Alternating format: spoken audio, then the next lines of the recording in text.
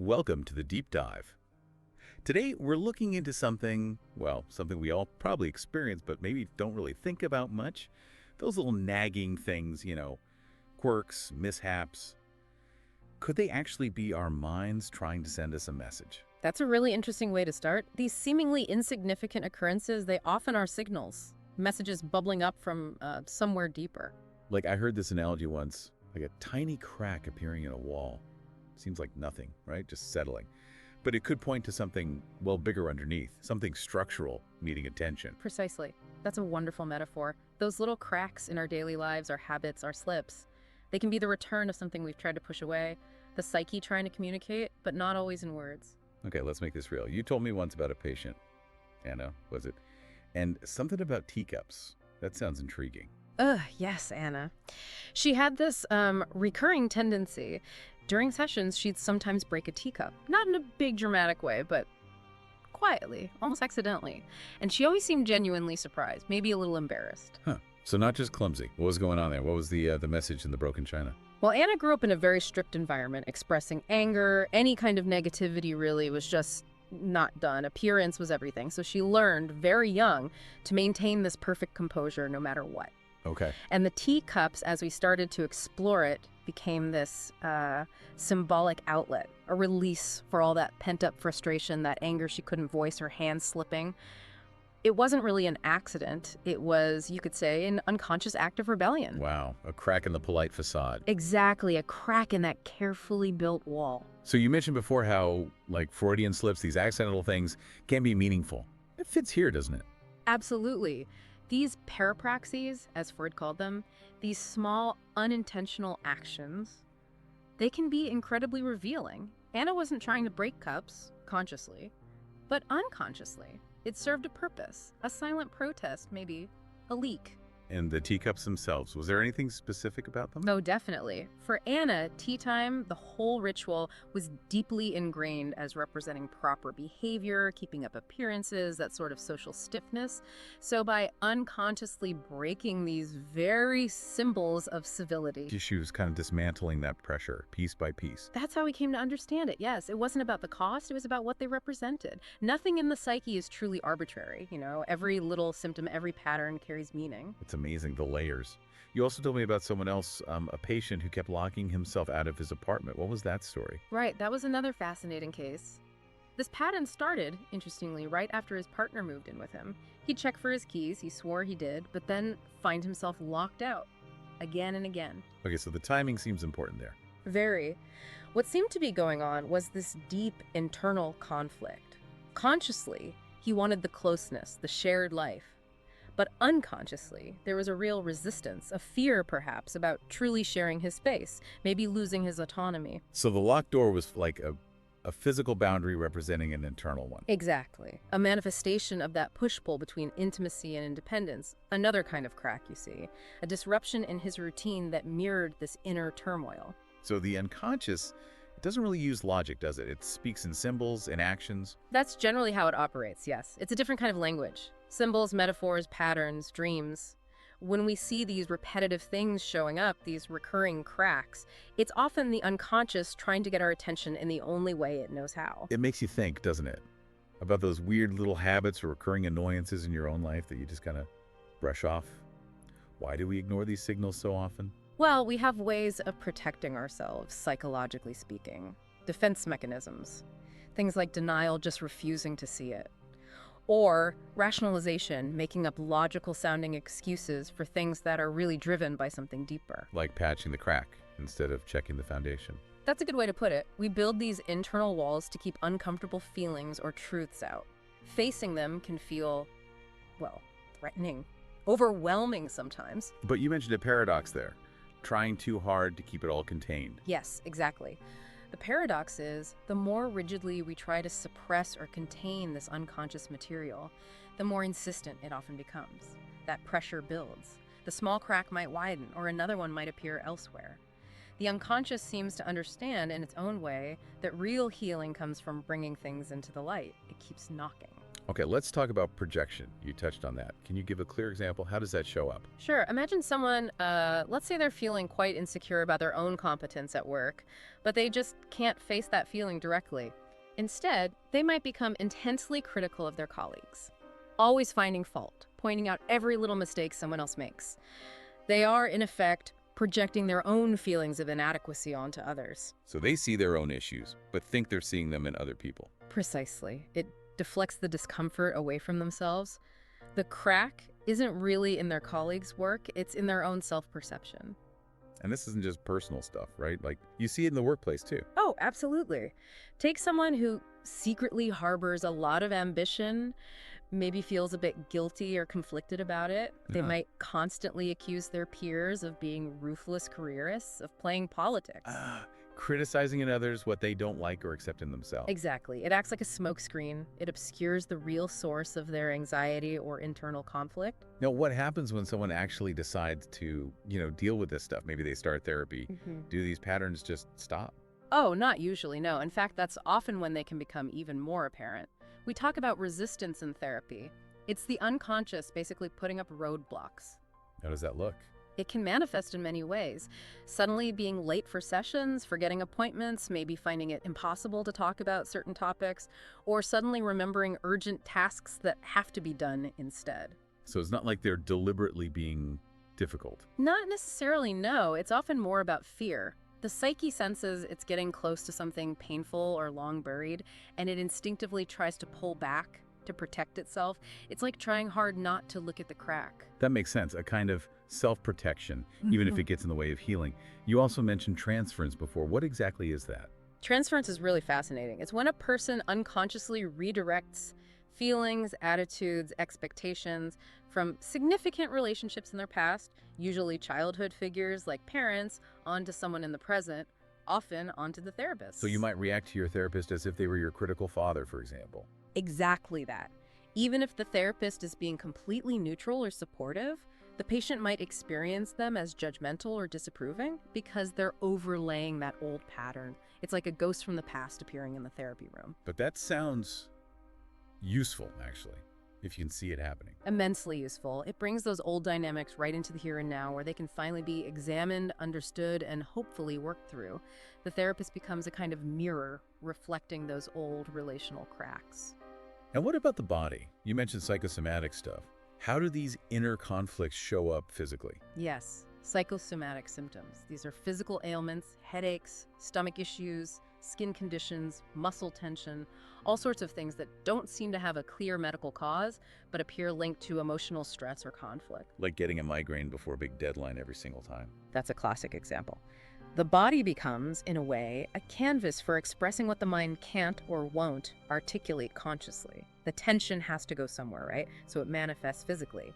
Another way these internal cracks can show themselves. And dreams, of course.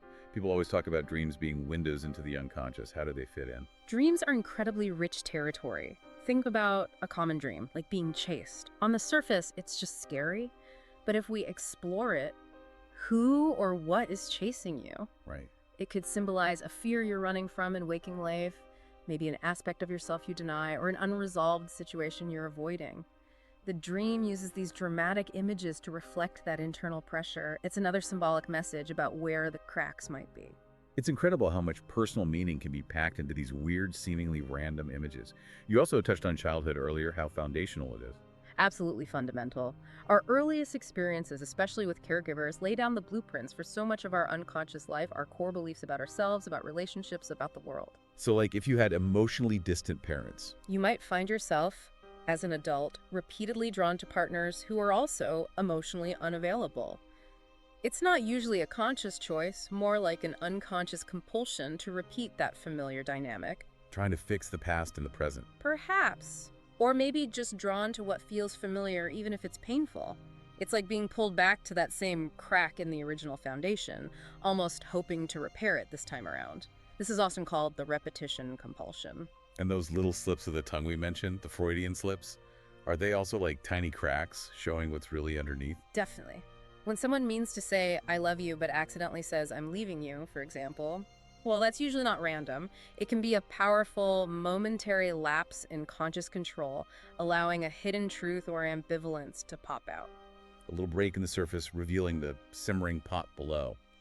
What about when you see someone who's usually super rational, very controlled, suddenly have an outburst of unexpected emotion? That can often be what Jung called the shadow breaking through. The shadow holds all the parts of ourselves we don't want to own, maybe anger, vulnerability, envy, things we deem bad or unacceptable. If we suppress these parts too rigidly, They build up pressure. exactly, and eventually they can erupt in ways that seem out of character. It's like the pressure behind that crack finally forces it open, sometimes quite dramatically. You shared a really compelling case about a successful executive who suddenly developed a fear of public speaking. How did a childhood event connect to that? Yes, that was striking. In therapy, we eventually uncovered this memory, seemingly minor, from when she was a child. Her father, who was quite critical, had sort of mocked her during a little school presentation. Something she'd probably completely forgotten consciously. Totally forgotten, but the feeling, the shame, the humiliation got lodged somewhere deep down. So years later, this intense phobia of public speaking emerges. It wasn't logically connected to her adult competence. It was an echo, an unconscious activation of that old wound, that childhood crack in her confidence. It sounds like these defenses, these patterns, they don't operate in isolation, do they? They kind of weave together. Oh, absolutely. They're often quite intricately intertwined. Take someone dealing with grief, for instance. They might heavily intellectualize it, focusing only on practical matters, like sorting out the will, avoiding the raw feeling. Okay, that's one mechanism. Right. But at the same time, they might project their own unacknowledged sadness onto others, maybe becoming really critical of friends who aren't showing enough sorrow, or who seem to be moving on too quickly. So intellectualization to create distance and projection to sort of experience the feeling elsewhere. Exactly. It's a complex psychological dance, all aimed at managing overwhelming emotion, at keeping those emotional cracks from shattering everything. We could think of the unconscious like a vast underground river flowing beneath the surface of our conscious lives. Sometimes it overflows, and its language is often symbolic. A dream of drowning, for example, might not literally be about water, but about feeling overwhelmed, maybe by parental expectations or life pressures. So the symbol carries the emotional weight. Precisely. And libido, that fundamental life energy, if it's blocked from direct expression, say, through healthy relationships or fulfilling work, it has to find other channels. Like what? Well, sometimes it finds distorted expression. Someone's powerful creative ambition might get channeled bizarrely into compulsive cleaning. The energy is there, but it's coming out sideways, you could say. Interesting. And nightmares, are they just dreams turned up to 11? In a way, nightmares often carry particularly intense messages, demanding our attention. A recurring dream of being chased, as we mentioned, might signify a desperate avoidance of some part of oneself, or a past trauma that refuses to stay buried. The intensity is a measure of the urgency. And do these symptoms, these messages stay the same? Like, if someone's in therapy, does the teacup breaking just continue? Not necessarily. Symptoms can shift. As one defense starts to be understood or dismantled, the psyche might try to maintain its equilibrium by creating a different symptom. It's like blocking one crack only for the pressure to find another weak spot. So the unconscious is quite clever at disguising its messages, too. Very much so. It often uses camouflage. Think of someone obsessed with punctuality, always incredibly anxious about being late. On the surface, it's about time management. But underneath, it might be compensating for deep-seated feelings of inadequacy, a feeling of always being behind in some fundamental way. Wow. So the surface behavior masks the deeper issue. Often, yes. And sometimes, forgotten childhood memories only resurface through a symptom. I recall a case where someone developed asthma attacks, but only when visiting their hometown. It turned out to be linked to long-forgotten childhood feelings of being suffocated by parental expectations in that very house. The body remembered what the mind had forgotten. That's incredible. And can these patterns ripple through families, like across generations? Sadly, yes. Unresolved conflicts, unacknowledged traumas, dysfunctional relational patterns, these can be passed down, almost like unspoken legacies or family curses. Each generation might unconsciously repeat or react to the patterns of the previous one. Going back to resistance in therapy for a moment, you said it's fear, not defiance. So it needs understanding. Absolutely. Resistance isn't something to be punished or battled against. It's a protective mechanism, signaling that something feels too threatening to approach directly at. It needs to be respected, understood, gently explored. Why is this protection needed right now? The unconscious seems full of these contradictions, doesn't it? It really is. It's paradoxical. It might desperately seek change, yet fiercely fear it. It might yearn for intimacy while being terrified of vulnerability. These opposing forces create much of the tension we experience. But you're saying that even within the symptom, the problem, there's something else. Yes, every symptom, every crack contains both the problem and the seed of its potential resolution. It points towards what needs healing. If we can learn to read the message, it guides us towards integration. Let's talk about a turning point. You mentioned a dream, a really powerful one, about a shattered mirror. Ah, yes. This was a pivotal moment for one patient. They dreamt they were standing before this huge, ornate mirror. And as they looked, it began to crack. Not violently shattering, but developing these intricate fissures spreading across the surface. What did that feel like in the dream? Intriguing, unsettling, but also compelling. The reflections in the fractured pieces weren't uniform. They showed slightly different versions of the self, different angles, different expressions. And the mirror itself, symbolically. We understood the mirror as representing the boundary between conscious awareness and the unconscious depths. The cracking signified the breaking down of rigid defenses, the carefully constructed self-image starting to give way to something more complex, more multifaceted. And the act of looking into it. Just a growing willingness to see those complexities. In the dream, the patient reached out and touched the fractures, indicating a courage to engage with the inner difficulties, not just turn away. Did this connect to anything from their past? It did, profoundly. The dream triggered a flood of memory. They recalled a childhood incident long buried where they'd accidentally broken a small decorative mirror belonging to their mother. The emotional punishment, the intense shame and criticism they received for this flaw was completely disproportionate. So that connected to a pattern. Exactly. It linked directly to a lifelong pattern of crippling perfectionism, a terror of making mistakes, of showing any imperfection. The dream's broken mirror was communicating the unbearable price of maintaining that flawless facade. It showed the fractures were already there, hitting beneath the surface. So making the unconscious conscious, it's not just about remembering stuff, is it? Not at all. Remembering is part of it, but the real work is connecting that memory to current patterns, understanding its emotional legacy, and feeling the feelings that were suppressed back then. Did that happen for this patient? Yes, quite powerfully. Following the dream, they experienced what could be called a somatic flashback, feeling those childhood sensations of shame, fear, the feeling of being bad right there in their body. But this time, they could hold it, understand it, and allow the suppressed grief and anger to finally release. That sounds incredibly intense, but also liberating. It was both. And interestingly, amidst the fractured reflections in the dream mirror, they had also glimpsed one image, a version of themselves that was laughing freely, almost like the true self, as Jung might say, waiting behind the defenses. So the goal isn't necessarily to perfectly patch up the cracks. No, not always. Sometimes integration is more like the Japanese art of kintsugi, repairing broken pottery with gold, acknowledging the breaks as part of the object's history and beauty. Learning to live with the cracks, understanding them, finding the value in the imperfections. How did this shift things for them practically, in relationships, for instance? They started to realize how often people who triggered feelings of inadequacy in them were actually mirroring parts of themselves they hadn't accepted, especially that internalized critical parent voice. So their projections became clearer. Much clearer. They saw how they were projecting their own fear of judgment onto others, expecting perfection because they demanded it of themselves. It softened their relationships considerably. You mentioned the death drive in the outline notes. How does that connect to perfectionism? Well, in some psychoanalytic thinking, perfectionism can be seen not just as striving for good, but also as a defense against chaos, against messiness, against the death drive, the unconscious pull towards inertia or dissolution.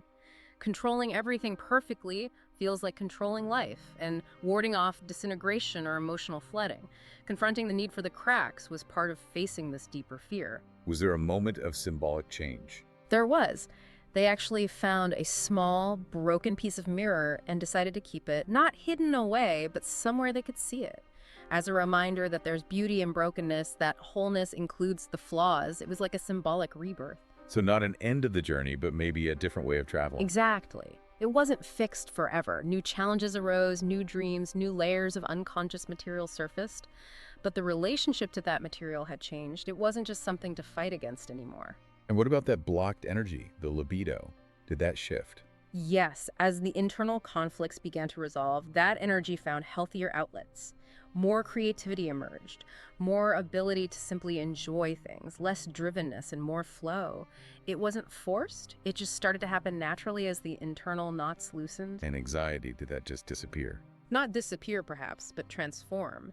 They began to realize that true security doesn't come from avoiding uncertainty or controlling everything. It comes from trusting your ability to navigate uncertainty, to handle the unexpected.